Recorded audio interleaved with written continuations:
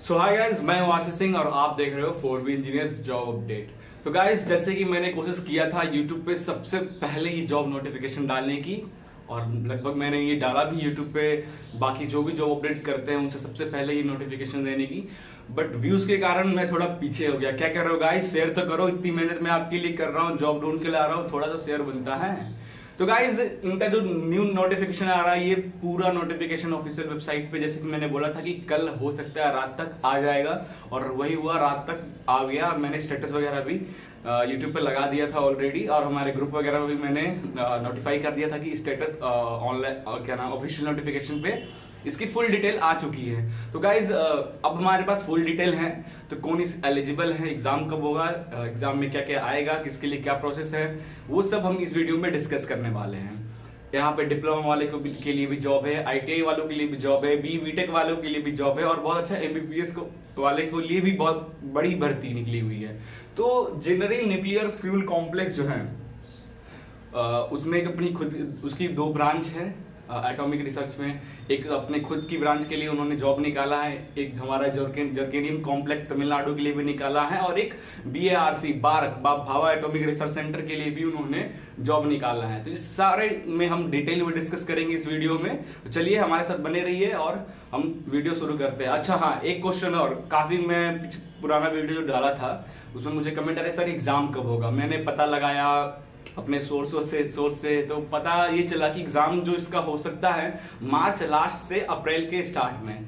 मैंने जहां तक पता लगाया है, मार्च लास्ट से अप्रैल के स्टार्ट में एग्जाम होने का चांस है। अब देखते हैं इसका डिटेल कुछ दिन बाद, 1-2 हफ्ते के अंदर भी आ जाए कि एग्जाम डेट कब होने वाला है। फॉर्म फीस बहुत कम है, तो कोई भी एफोर्ड कर सकता है। तो चलिए लेट नहीं करते और शुरू करते हैं वीडियो के फुल डिटेल में।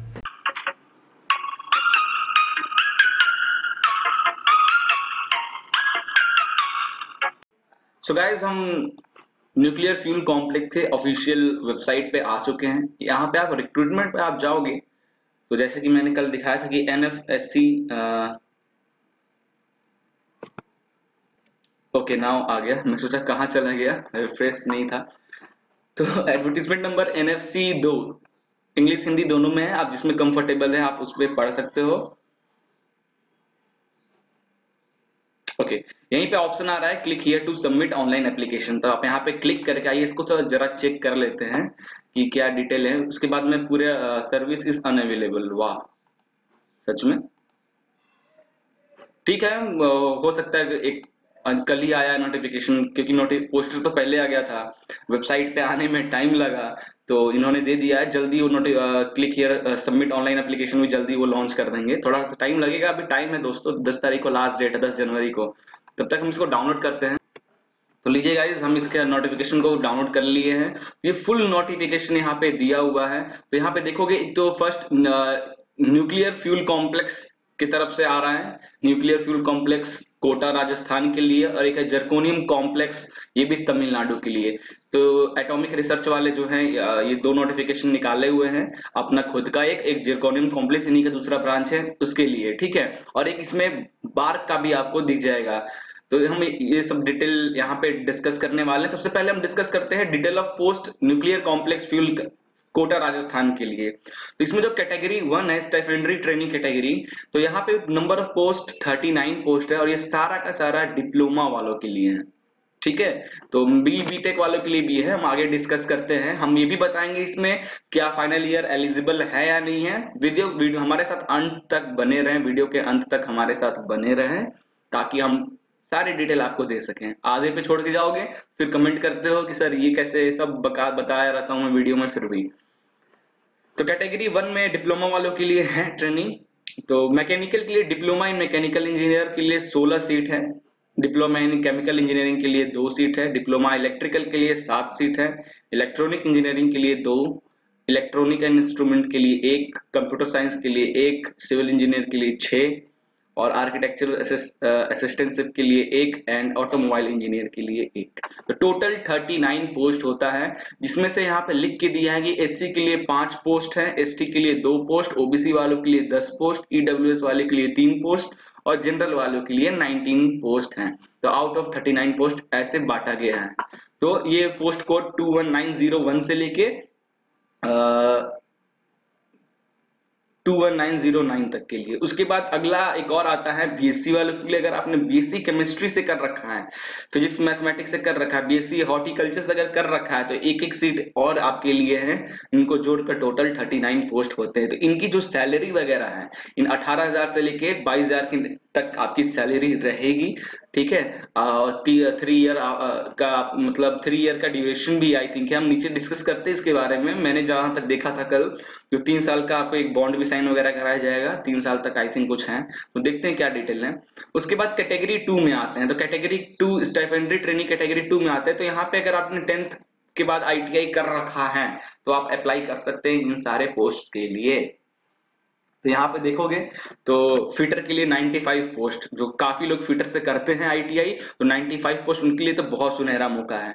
टर्नर 12, वेल्डर के लिए 3, मैशिनिस्ट के लिए 5, इलेक्ट्रिकल के लिए 20, इलेक्ट्रॉनिक्स इंस्ट्रूमेंट के लिए 5, एयर कंडीशन रेफ्रिजरेशन के लिए 1, डीजल मैकेनिक्स के लिए 1, प्लम्बर के लिए 2, कारपेंटर के लिए 2, मशीनरी के लिए 1, लैब टेक्नीशियन के लिए 3 और केमिकल प्लांट ऑपरेटर के लिए 34 सीट। तो टोटल 184 वैकेंसी है आईटीआई वालों के लिए यहाँ पे।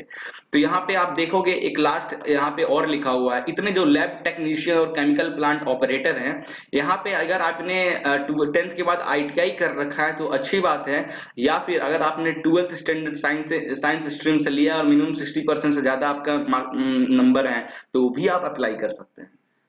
ठीक है, तो यहाँ पे इसका मतलब ये हुआ कि अगर आप बीटेक वाले हैं और वो जाहिर सी बात है 12th वो पीसीएम से ही किए होंगे, तो वो इन पोस्टों के लिए अप्लाई कर सकते हैं। ठीक है, केमिकल प्लांट ऑपरेटर के लिए तो कर ही सकते हैं। Total 184 post. अब यहाँ पे अपर डिवीजन क्लर्क ये आया हमारा बीटेक वालों के लिए जॉब। तो टोटल 12 पोस्ट है यहाँ पे, थोड़ा सा पोस्ट कम है बट कोई बात नहीं यार, ऐसे में ट्रेनिंग करने के मजा ही अलग है। तो upper division clerk post code 21925, group C administrative का जॉब रहेगा। नंबर ऑफ वैकेंसी 12 है, जिसमें से एससी के लिए 2, ओबीसी के लिए 3, ईडब्ल्यूएस के लिए 1 और यूआर जनरल के लिए 6 पोस्ट रहेंगे। यहाँ पे जो पे स्केल मिलेगा आपको 25,500 प्लस यूजुअल अलाउंसेस, जैसे कि इससे पहले भी वीडियो में मैंने बताया था, जोड़ के आपके पास 28,000 के आसपास आपकी सैलरी हाथ में मिलेगी।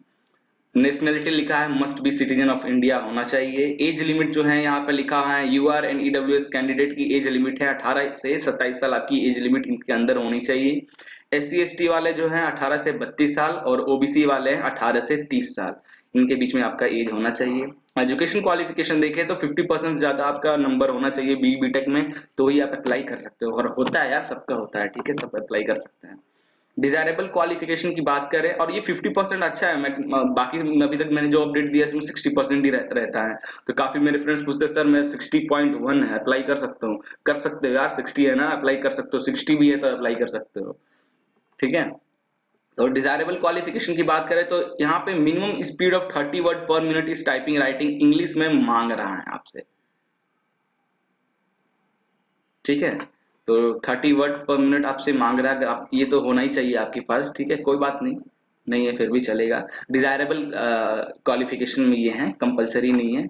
आप अगर जॉब आपको मिल जाती है तो उसके बाद भी आप 1-2 महीने के अंदर ये चीज आपको मिलेगा, आप सीख सकते हो। ठीक है, उसके बाद knowledge of computer data processing. ठीक है, अगर टाइपिंग की आपको इस पास है तो कंप्यूटर नॉलेज, एमएस ऑफिस तो भाई हमारे सारे इंजीनियरिंग स्टूडेंट प्रोजेक्ट बनाते तो सीख ही गए होंगे। ठीक है, उसके बाद आता है post code 21926, name of post work assistant A, hospital work assistant. इसमें ऑक्सिलरी ग्रुप सी ऑक्सिलरी में है। नंबर ऑफ वैकेंसी 20 वैकेंसी है, जिसमें एससी के लिए 3, एसटी के लिए 1, ओबीसी के लिए 4, ईडब्ल्यूएस के लिए 2 और यूआर के लिए 10 पोस्ट है। ठीक है, पे स्केल आपका 18,000 सैलरी मिलेगी। नेशनलिटी इंडिया है, एलिजिबिलिटी प्लस आपका मतलब 20,000 के आसपास आपकी सैलरी हो जाएगी अलाउंस जुड़ने के बाद। एज लिमिट 18 से 27, 18 से 32, 18 से 30 जनरल वाले, एससी एसटी वाले, ओबीसी वाले के लिए है।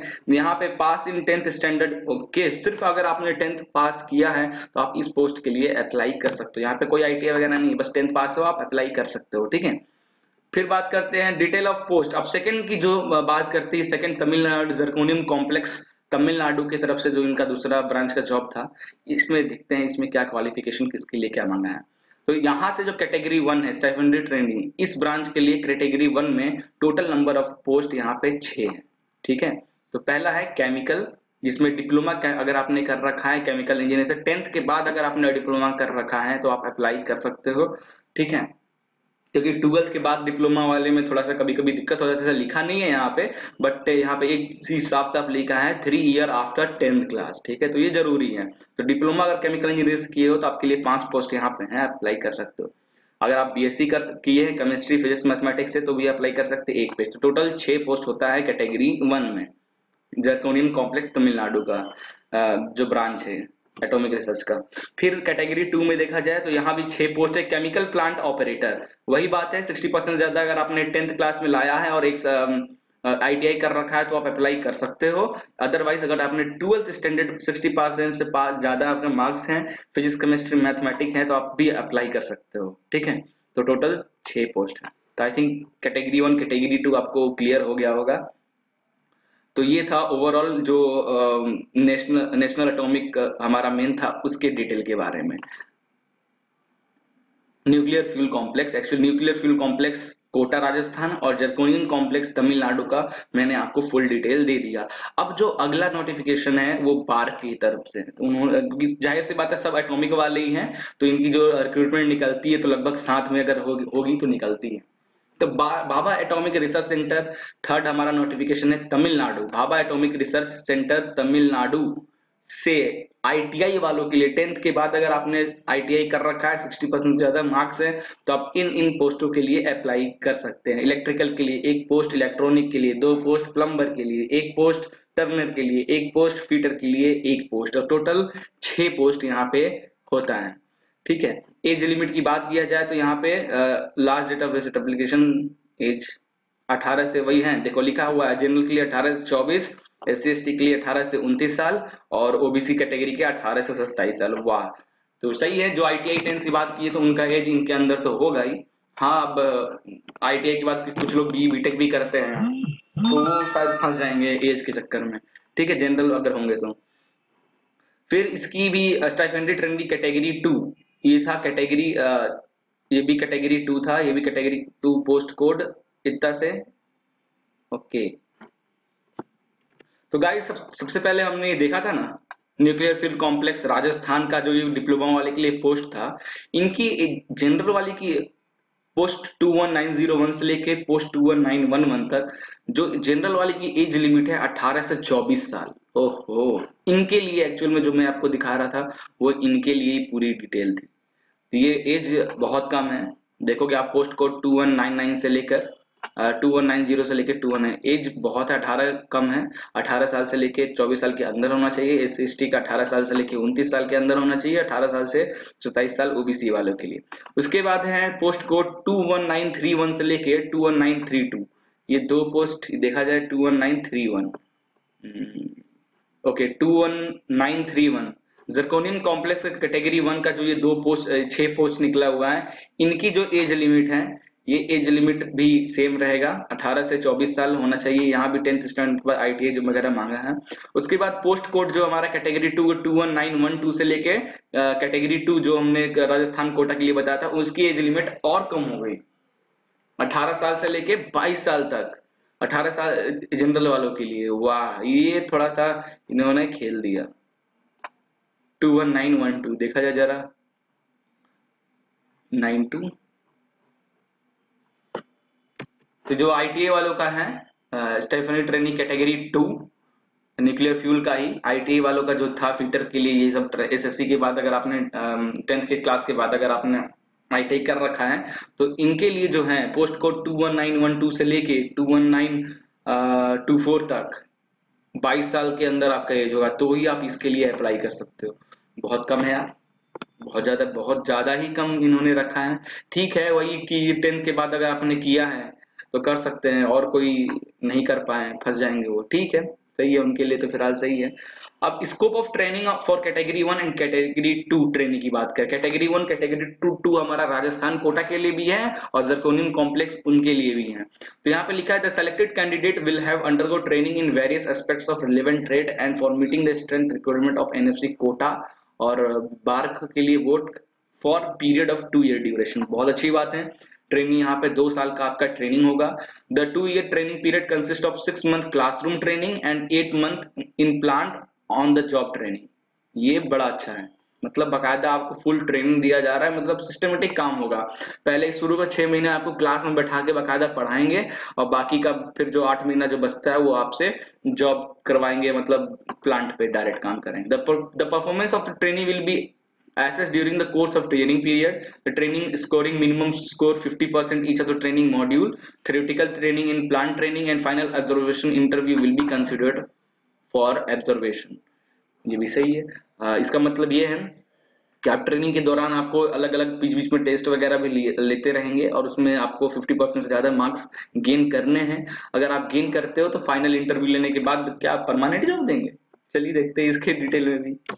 उसके बाद गाइस आते हैं स्टाइपेंड वगैरह कितनी मिलेगी। तो कैटेगरी 1 पोस्ट कोड 901 से 01 से लेके 32 तक की जितनी है, सबका जो सैलरी होगा 16,000 से लेके 18,000 पर मंथ है। फर्स्ट ईयर आपको मिलेगा 16,000, सेकेंड ईयर आपको 18,000 मिलेगा। वन टाइम ग्रांट 3,000 जो है आपसे एक बॉन्ड साइन करवाया जाएगा, उसके लिए ये पैसे लेंगे ताकि आप जॉब छोड़ के ना जाओ। अगर ट्रेनिंग आप कंप्लीट नहीं करते हो तो सरकार को आपको पे करना पड़ जाएगा अपने स्टाइपेंड से ही।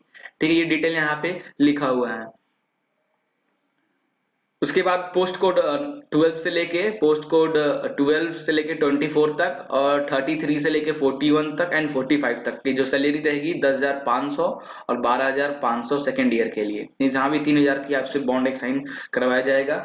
उसके बाद अगर ट्रेनिंग बीच में छोड़कर भागते हो तो आपकी स्टाइपेंड से ही आपको गवर्नमेंट को पे करना पड़ जाएगा। ठीक है, बाकायदा मतलब बॉन्ड वगैरह साइन करके रखेंगे। उसके बाद बात करें जाए physical standard for both stipendiary training category 1 and category 2 के लिए।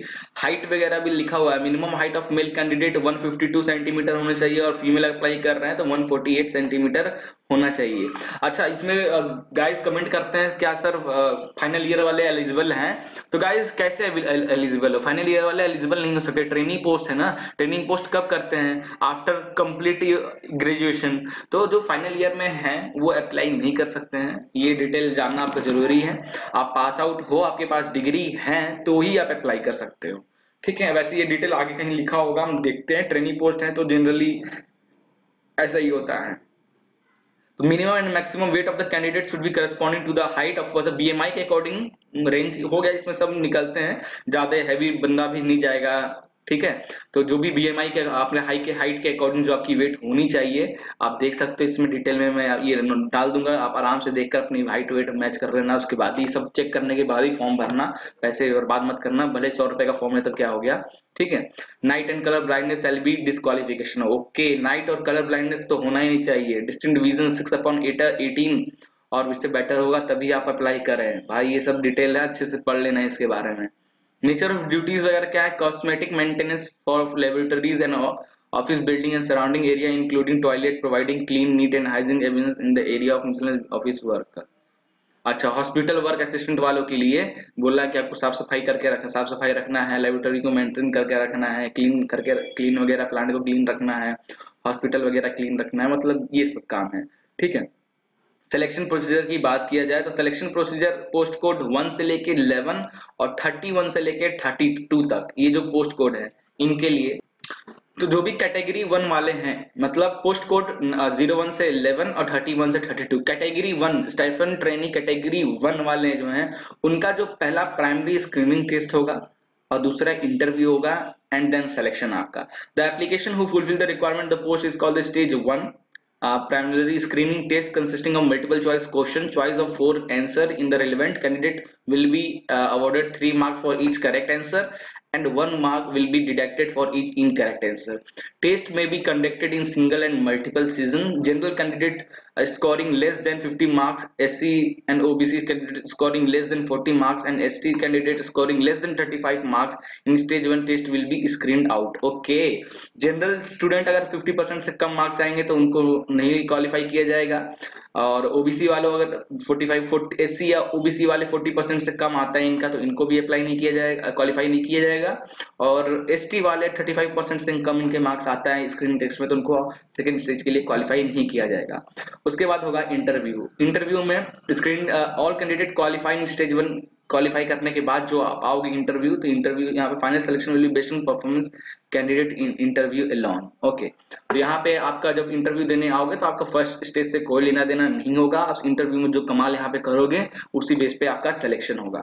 उसके बाद सिलेक्शन प्रोसीजर पोस्ट कोड 12 मतलब कैटेगरी 2 वाला जितना भी कैटेगरी 2 है, या फिर राजस्थान का कोटा का हो चाहे जरकुनिम कॉम्प्लेक्स का हो, दोनों के लिए कैटेगरी 2 का जो पहला स्टेज होगा स्क्रीनिंग टेस्ट, और दूसरा एडवांस टेस्ट एंड तीसरा physical standard test. Okay, 3 test होने वाले हैं। कैटेगरी 2 वाले जो भी बंदे फॉर्म भरेंगे तो पहला स्क्रीनिंग टेस्ट होगा उनका, जिसमें 20 मैथमेटिक्स से 20 क्वेश्चन, साइंस से 20 क्वेश्चन, जनरल अवेयरनेस से 10 क्वेश्चन आएंगे आपके। 1 घंटा आपको मिलेगा, 50 क्वेश्चन आएंगे, ठीक है। 3 मार्क्स आपको मिलेंगे एक क्वेश्चन के, 1 मार्क्स आपका माइनस होंगे गलत क्वेश्चन देने पे। यहाँ भी लिख के दे दिया गया है ऑलरेडी कि SC ST अगर वाले 30% से कम मार्क्स करते हैं तो उनको निकाल दिया जाएगा। Similarly other candidate scoring less then 40 marks also can be out from the first stage. Second होगा एडवांस टेस्ट। एडवांस टेस्ट में अगर 50 मल्टीपल चॉइस क्वेश्चन दिए जाएंगे, यहाँ भी 3 मार्क्स आपको हर करेक्ट क्वेश्चन का मिलेगा और 1 मार्क्स आपको माइनस होंगे। Merit list candidate based on the merit score in stage 2 advance test will be prepared. Okay, merit test जो आपको प्रिपेयर होगा एडवांस टेस्ट देने के बाद, candidate belonging to SC and OBC scoring less than 20 marks में mark in stage 2 test will be screened out. Okay, similarly the other candidate scoring general वगैरह other में आते हैं ये सब, तो 30% कम इनका है तो इनको आउट कर दिया जाएगा, ठीक है, एडवांस टेस्ट में। फिर होता है third physical standard test followed by skill test. तो यहाँ पे फिजिकल टेस्ट के साथ साथ आपका स्किल टेस्ट भी होने वाला है। तो आप सेकंड स्टेज अगर आप क्लियर किए हो, सेकंड लिस्ट में शॉर्टलिस्ट हुए हो, तब आप थर्ड लिस्ट के लिए आप अप्लाई कर सकते हो। यहाँ पे आपको candidate clearing the skill test will be shortlisted and planned in the order to merit based। तो सेकंड थर्ड स्टेज जब आप क्वालिफाई करोगे तो मेरिट बेस के अकॉर्डिंग आपका सिलेक्शन होगा। तो कैटेगरी 2 वाले के लिए थोड़ा 3 प्रोसेस है, 3 प्रोसेस क्वालिफाई करोगे तभी आपका काम होगा। फिर बात करते हैं selection procedure for post code 21925। ये BE-BTech वालों के लिए, हमारे भाई लोग के लिए था ये पोस्ट। ऑब्जेक्ट टेस्ट आपको जनरल इंग्लिश, पहला जो लेवल 1 का test general English, general knowledge, general intelligence, reasoning, quantitative aptitude. तो पहला नॉन टेक के जितने भी टॉपिक होते हैं उनका टेस्ट होगा, और इसमें लिख के दे दिया है ऑलरेडी कि SC और OBC वाले 40% से कम आता है तो उनको भगा दिया जाएगा, और 50% से ज्यादा अगर एंड फॉर अदर 50% से कम अगर आपके मार्क्स आते हैं तो आपको भी भगा दिया जाएगा, ठीक है। Level 2 English language and comprehension. Okay, level 2 अगर आपके पास जो एग्जाम होगा इंग्लिश और कॉम्प्रहेंशन का एग्जाम होगा, इसमें क्वालिफाई करते हो तो आपका सिलेक्शन होता है। फिर आता है selection procedure for post code 21926 के, जो हॉस्पिटल वर्क था ना, हॉस्पिटल वाला, उनके लिए ये है। तो पहला प्राइमरी टेस्ट होगा, 50 क्वेश्चन आएंगे, जनरल अवेयरनेस के 10 क्वेश्चन, मैथमेटिक्स के 20 क्वेश्चन, साइंस के 20 क्वेश्चन, 1 घंटे का होगा, 3 मार्क्स ईच करेक्ट आंसर पर मिलेगा, 1 मार्क्स आपके डिडक्टेड होंगे। SC ST का 30% से कम नहीं होना चाहिए, SC ST OBC का और जनरल वालों को 40% से मार्क्स कम नहीं होना चाहिए, अदरवाइज वो क्वालिफाई नहीं होंगे। स्टेज 2 एडवांस टेस्ट होगा। एडवांस टेस्ट में आपका बेसिक इंग्लिश वगैरह, जनरल अवेयरनेस हो गया, या फिर मैथमेटिक्स हो गया, साइंस से रिलेटेड क्वेश्चन पूछा जाएगा। इसमें भी 3 मार्क्स ईच करेक्ट आंसर मिलेंगे और 1 मार्क्स डिडक्ट होंगे हर रॉन्ग क्वेश्चंस के, ठीक है।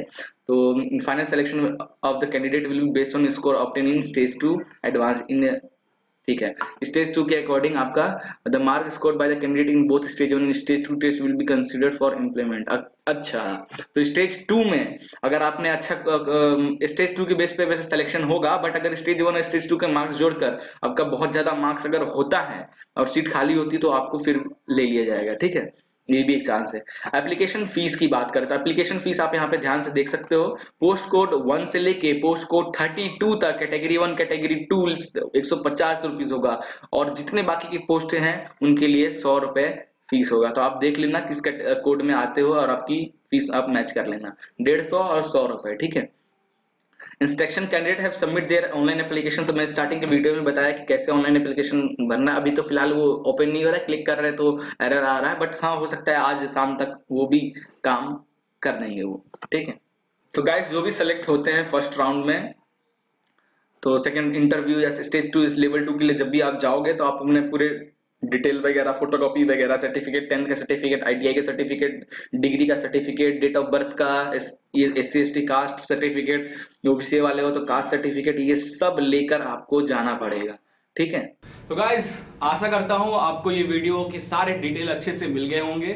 तो मैं कोशिश करता हूँ, आपको पहले भी बताया, कोशिश करता हूँ मैं सबसे पहले आपके पास जॉब अपडेट लाने के लिए। जो बंदे अवेयर नहीं है वो अवेयर रहे। जॉब मार्केट में दोस्तों बहुत है, आपको अवेयर ना होने के कारण आपको कुछ पता नहीं चलता फॉर्म कब भरना है कि नहीं भरना है, एलिजिबिलिटी क्राइटेरिया क्या है। मैं कोशिश किया इस वीडियो में वो हर चीज एक्सप्लेन करने के लिए, जो इससे पहले जो सिर्फ पोस्टर नोटिफिकेशन आया था उस पर मैं नहीं कर पाया था। इसमें मैंने हर चीज वो कोशिश किया हूँ आपको नोटिफाई करने के लिए। तो एक सब्सक्राइब तो बनता है, लाइक जरूर करें, अपने फ्रेंड्स के साथ शेयर करें, और ऐसे ही जॉब अपडेट पाने के लिए चैनल को सब्सक्राइब करें। तो चलिए मिलते हैं नेक्स्ट वीडियो में एक नए जॉब नोटिफिकेशन के पास। जय हिंद।